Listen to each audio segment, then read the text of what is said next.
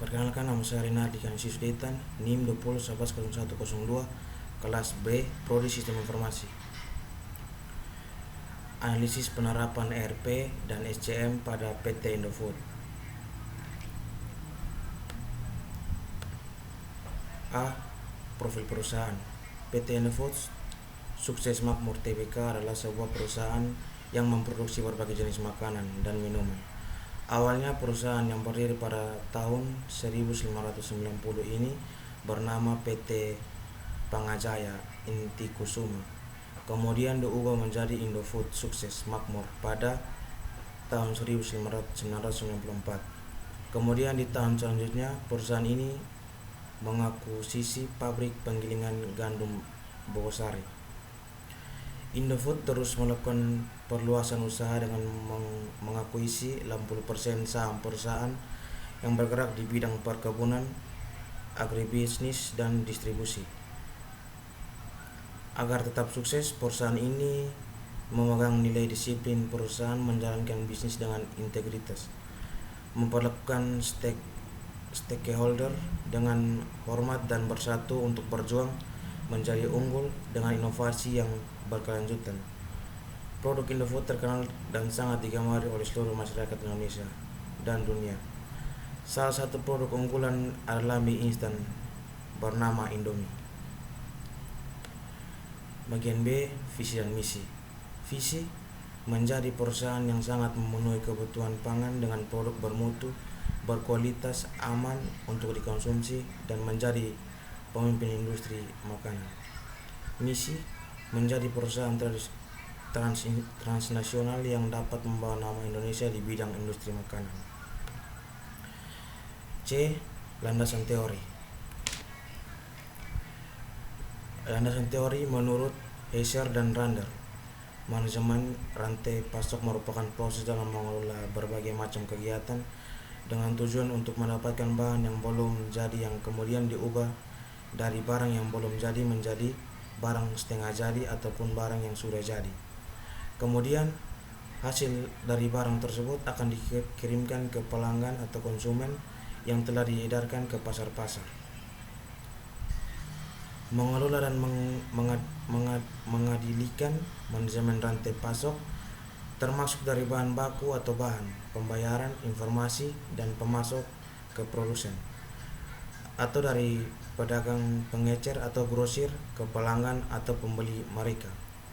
Ruang lingkup manajemen rantai pasok mencakup kegiatan administrasi, operasional, dan logistik sehari-hari dari bisnis supply chain management, termasuk hal yang sangat kompleks bila diterapkan pada perusahaan besar. Namun jika sistemnya berjalan dengan sistematis, maka perusahaan tersebut dapat beroperasi secara efisien dan efektif. Beberapa tujuan dari manajemen rantai pasok yaitu: yang pertama, mampu memuaskan terhadap kebutuhan konsumen yang kemudian menghasilkan keuntungan. Yang kedua, mendapatkan biaya yang lebih rendah dan layanan yang ditawarkan agar lebih maksimal. Yang ketiga, dapat memenangkan persaingan pasar. Yang keempat, merencanakan dan mengkoordinasikan seluruh aktivitas dari rantai pasok untuk mencapai pelayanan yang lebih maksimal dengan biaya yang relatif rendah kepada pelanggan. Yang kelima, memuaskan kebutuhan dan keinginan pelanggan dengan memaksimalkan keseluruhan yang diciptakan oleh biaya keseluruhan seperti pada biaya pemesanan dan pengiriman.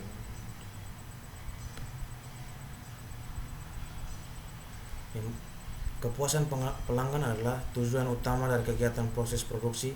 Setiap produk yang dihasilkan oleh perusahaan adalah konsumen atau pengguna produk tersebut.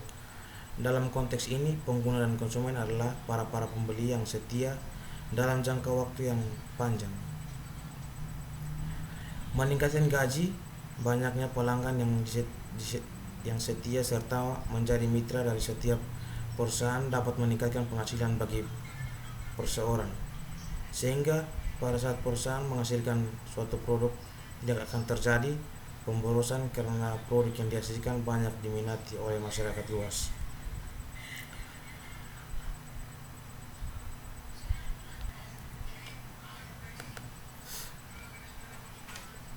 A. Metode penelitian. Rancangan penelitian merupakan suatu gambaran ataupun sketsa rencana berisi metode yang akan digunakan dalam penelitian. Metode penelitian tersebut akan membantu menyempurnakan hasil rancangan baik untuk penjabar maupun jawaban dari penelitian yang telah dilaksanakan. Objek penelitian. Objek penelitian adalah hasil riset atau analisa dari suatu hasil penelitian terhadap suatu benda atau objek yang diminati. Dengan mengumpulkan data dari berbagai referensi yang berasal dari perpustakaan, data dari internet dan perpustakaan yang dapat membantu dalam penulisan, data sekunder ini akan kami kumpulkan dan kemudian dimulai kembali. Hasil dan pembahasan. Pada proses penerapan rantai pasok ada beberapa tahap yang harus dijalankan seperti pada pelanggan, perencanaan, pembelian, persediaan, bahan produksi dan juga transportasi, sehingga proses-proses dari sini harus berkaitan agar mendapatkan tujuan utama dalam SCM. Sebelum tahap tersebut dijalankan, ada pula komponen-komponen yang harus dipenuhi seperti pada proses pengumpulan bahan baku dari supplier yang kemudian dilanjutkan dengan proses perubahan barang mentah menjadi barang yang jadi, dan yang terakhir adalah proses penyebaran produk oleh perusahaan ke pembeli ataupun agen-agen lainnya. Tujuan dan penerapan supply chain pada PT Indofood adalah mampu memuaskan keinginan atas pelanggan. Maka dari itu, banyak perusahaan-perusahaan besar yang menerapkan sistem SCM bukan hanya memuaskan keinginan atau pelanggan. Penerapan SCM ini juga dapat meningkatkan keuntungan yang lebih bagi suatu perusahaan. Jika perusahaan tersebut sudah memiliki keuntungan yang besar, maka penerapan SCM ini menjadi sebuah kunci. Yang berikut kesimpulan. Berdasarkan hasil penelitian di atas, dapat dikatakan bahwa penerapan SCM pada PT Indofood telah diberlangsungkan secara penerapan SCM pada PT Indofood diberlangsungkan secara sistematis hingga proses akhir dapat kita lihat dari gambar model di bab sebelumnya. Pada saat memproduksi mie instan terlihat bahwa proses yang dijalankan sangat teratur dan sistematis sehingga akhir di tangan konsumen. Dikarenakan lebih efisien, tidak hanya itu, penerapan sistem ERP ini juga sangatlah berguna bagi perusahaan karena mampu mengurangi beban-beban biaya karena adanya integrasi dan monitoring yang berkelanjutan. Dengan adanya penerapan ERP, PT Indofood juga mampu menyesuaikan minat konsumen untuk mendapatkan tingkat yang lebih efisien dalam memaksimalkan hasil pendapatan. Sekian dan terima kasih.